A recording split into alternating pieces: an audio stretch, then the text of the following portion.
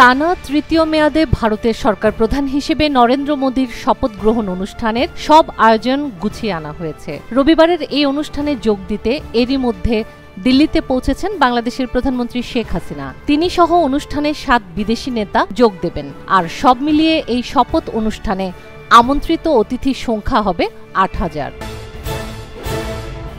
অর্থ পাচার রোধেই প্রস্তাবিত 2024-25 অর্থ বছরের বাজেটে কর দিয়ে কালো টাকা সাদা করার সুযোগ দেওয়া হয়েছে বলে মনে করে আওয়ামী লীগ। দলটির সাধারণ সম্পাদক ওবায়দুল কাদের বলেছেন, পাচারের অর্থ সবার অগোচরেই চলে যায়। এই পাচার থেকে দেশকে রক্ষা করার জন্য এই ব্যবস্থা করা হচ্ছে।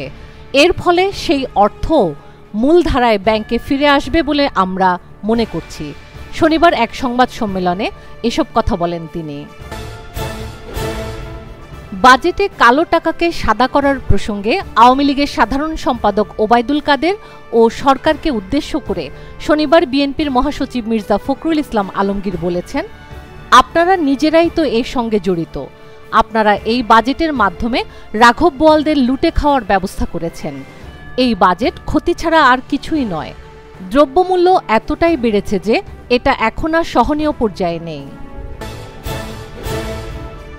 ফিলিস্তিনের অবরুদ্ধ গাজা উপত্যকার নিরপরাধ শিশুদের ওপর হামলা ও হাজার হাজার শিশুর মৃত্যুর কারণে ইসরায়েলি সেনাবাহিনীকে অপরাধী দেশের তালিকায় যুক্ত করেছে জাতিসংঘ। বিষয়টি নিশ্চিত করেছেন জাতিসংঘে নিযুক্ত ইসরায়েলের রাষ্ট্রদূত গিলাদ আরদান। শুক্রবার তিনি এ সংক্রান্ত প্রজ্ঞাপন পান।